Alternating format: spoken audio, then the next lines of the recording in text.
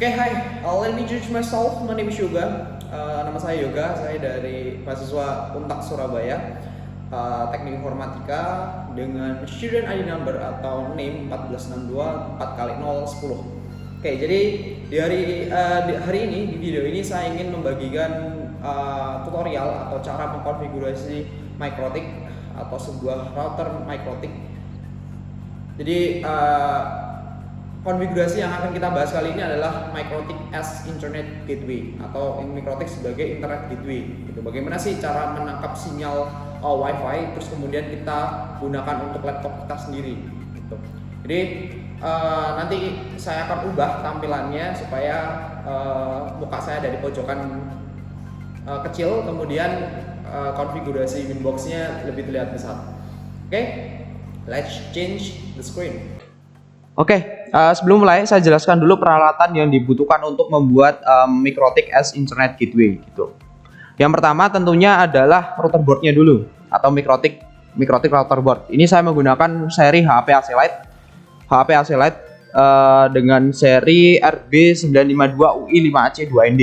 Nah, ini dual band, jadi bisa digunakan untuk 5 GHz, bisa digunakan untuk 2,4 GHz gitu. Nah, nanti kalau teman-teman mau mempraktekkan tutorial ini, teman-teman pastikan dulu router board yang teman-teman punya itu minimal single band atau punya interface wireless gitu, bisa 5 GHz, bisa 2,4 gitu. Kemudian yang kedua adalah LAN kabel atau kabelan ini kabelan. Jadi kabelannya ini untuk menghubungkan laptop ke routernya. Pastikan kabelannya bisa dipakai gitu. Nah, karena di laptop saya nggak ada interface atau port LAN ya, ini saya menggunakan converter USB Type-C itu RJ45 gitu. Tapi kalau teman-teman ada port LAN-nya itu nggak masalah, nggak perlu pakai converter. Kemudian tentunya teman-teman juga butuh koneksi WiFi atau koneksi internet gitu. Dan pastikan udah tahu SSID dan passwordnya. Kemudian yang terakhir wajib punya Winbox application. Nah, ini disclaimer dulu sebelum mulai. Jadi kita butuh Winbox application ini atau aplikasi Winbox ini untuk connect dari laptop ke routernya gitu sebagai perantara. Nah, disclaimer lagi, nanti tutorial ini akan full menggunakan Winbox application untuk konfigurasinya gitu. Oke. Nah, kemudian sebelum mulai saya jelaskan dulu topologinya. Jadi topologinya di sini saya menggunakan AP atau access point dengan nama kelas AP. Kelas AP. Nah, di sini IP-nya adalah 10.0.2551. Ini dari kelas AP-nya. Kemudian nanti akan ditangkap sinyal WiFi-nya oleh router saya, oleh router kita dengan IP 10.0.255 titik sekian. Kenapa titik sekian? Karena nanti kita akan minta IP-nya secara dynamic. Kemudian di sini ada kabelan yang mengarah ke laptop kita. Gitu. Nanti IP lokalnya atau IP LAN-nya ini atau IP di kabelannya kita kasih IP 192.168.0.1/24. Kemudian nanti di laptopnya 192.168.0.10 gitu. Oke, kita mulai aja konfigurasinya. Oke, pertama buka dulu Winbox-nya. Kita buka dulu, kita akses menggunakan MAC address gitu, karena kita belum punya IP sekarang gitu. Nah, sebelum itu saya akan coba dulu untuk ping ke internet, apakah udah connect internet atau belum gitu. Saya coba ping Google. Nah, ini belum connect internet ya, ini belum connect internet. Nah, tujuan kita adalah mengkoneksikan laptop ini ke internet lewat routernya. Oke, kita connectin aja. Oke, jadi ini tampilan pertama kali di Winbox. Nah, pertama kali kita akan konekkan dulu. Jadi kita akan konekkan dulu di bagian ini, di bagian yang sini. Tuh, di router kita ke kelas AP. Atau nanti ke SSID-nya adalah Axelbit. Oke, pertama masuk dulu ke menu wireless. Wireless kita aktifkan di WLAN 1, kita enable atau kita centang. Tuh, kemudian klik 2 kali. Klik 2 kali, kemudian kita scan. Start. Oke, di sini saya akan konekkan ke SSID namanya Axelbit. Axelbit. Kita klik connect. Apply. Oke. Nah, di sini bisa dilihat belum connect. Ya, jadi ciri-cirinya sudah connect, nanti di sini akan ada tanda atau flag atau huruf R di sini, atau artinya running gitu. Nah, ini bisa disebabkan karena misalkan kita salah konfigurasi di sini gitu. Dan hal yang paling umum terjadi adalah kita lupa ngasih password.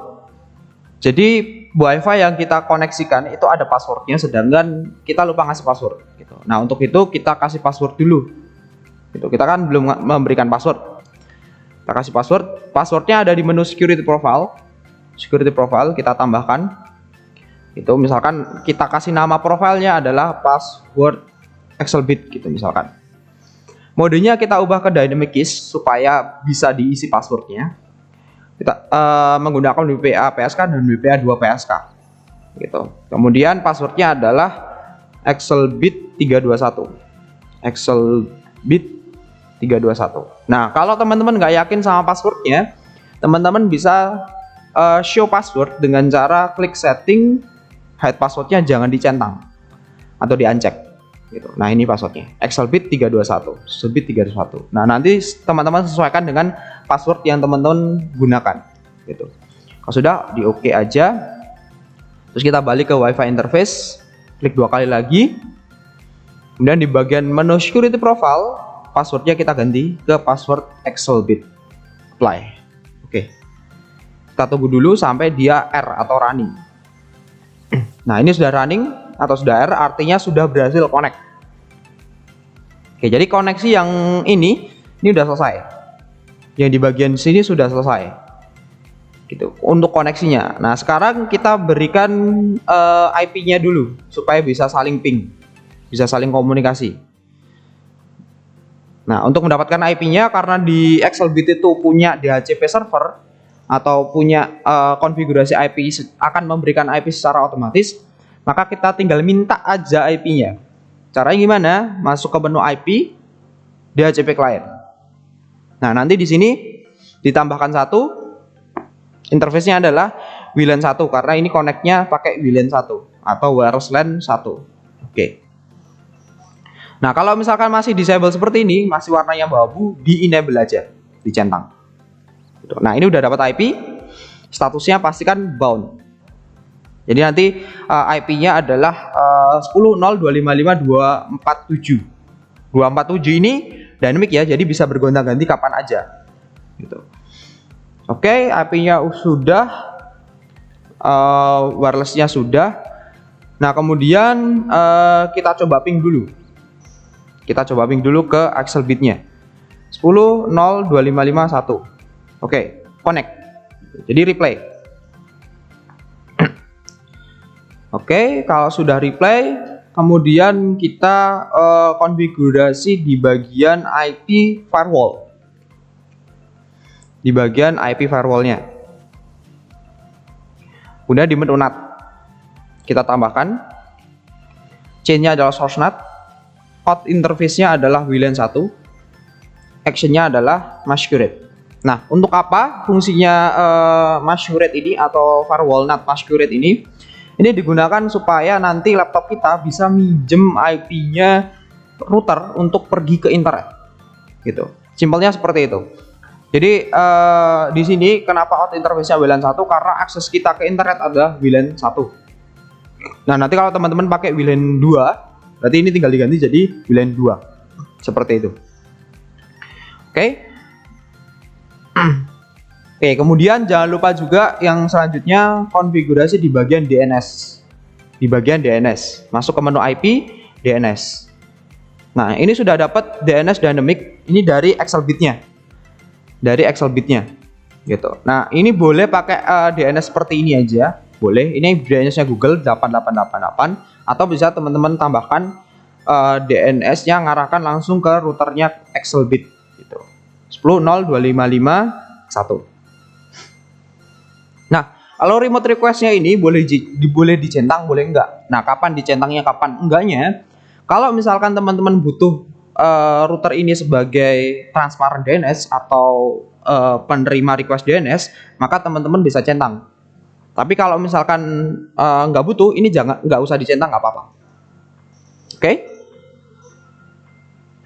Nah, kalau sudah, kemudian supaya laptop kita dapat IP juga, supaya laptopnya dapat IP, kita akan bikin DHCP. Nah, untuk bikin DHCP pertama harus bikin IP dulu. Jadi kita bikin dulu IP-nya di IP addresses. Nah, ini udah ada IP dynamic. Ini kita dapatkan dari XMB tadi. Gitu. Nah, kita tambahkan IP-nya. Kita tambahkan IP baru. IP-nya tadi 192.168.10 titik misalkan 1/24 di Ether 2. Ini Ether 2 yang mengarah ke laptop. Ini yang mengarah ke laptop yang ini tadi. Nah, yang ini. Jadi 192.168.10.1. Oke, kita apply aja. Nah, kemudian kalau IP-nya sudah dibikin, kita bikin konfigurasi DHCP servernya. Jadi di IP DHCP server. Kemudian kita tambahkan DHCP servernya. Ini kita pakai cara singkat, cara lebih cepat gitu. Cara lebih cepatnya menggunakan DHCP setup. Kita klik DHCP setup, kemudian di sini dia akan nanya DHCP servernya itu mau ditaruh di interface apa gitu. Kita taruh di interface Ether 2. Di Ether 2 itu yang mengarah ke laptop saya. Gitu, yang mengarah ke laptop. Gitu. Kalau teman-teman pakai Ether 1 berarti ini di Ether 1, IP-nya dipasang di Ether 1. Kalau Ether 3 ya Ether 3 gitu. Oke, kita next aja. Kemudian address space-nya ini adalah cerminan dari network dari IP yang teman-teman pakai. Nah, karena tadi kita menggunakan /24, dia akan pakai network 192.168.10.0/24. Next. Nah, kemudian karena tadi kita ngasih IP-nya adalah 10.1, maka itu akan dijadikan sebagai gateway. Next. Nah, ketika di next, dia akan ngasih IP DHCP range atau addresses to give out, IP yang akan diberikan gitu. Nah, di sini nanti teman-teman bisa custom nih. Bisa di custom. Mau pakai IP full dari 2 sampai 254 atau pakai IP beberapa aja. Misalkan teman-teman cuma mau IP sampai 10 aja gitu. Nah, itu boleh. Tinggal diganti aja dari 10 gitu misalkan. Gitu. Kalau sudah di next. Nah, ini DNS servernya yang tadi. Next. Ini list time, waktu sewanya, waktu misalkan teman-teman nanti disconnect lebih dari list time-nya, maka teman-teman akan dapat IP yang berbeda gitu. Itu list time. Tuh, kalau sudah di next. Oke. Nah, kalau sudah seperti ini DHCP-nya udah jadi, DHCP-nya sudah jadi, kita tinggal request aja. Gitu. Kita request pakai cmd IP config spasi /renew. Oke, kita tunggu. Nah, ini bisa dilihat di sini dia langsung dapat IP 192.168.10.10. Gitu. Nah, kalau sudah dapat IP, kita coba ping ke internet. Ping google.com. Nah, ini udah bisa connect. Gitu. Oke, sekarang saya coba untuk internetan. Saya coba buka pakai browser kesayangannya Microsoft Edge. Oke, aku coba buka YouTube. Kok juga sih YouTube. Nah, ini udah connect ya, udah kelihatan connect ya. Itu ini close saja biar nggak berat. Oke, misalkan kita lihat apa nih?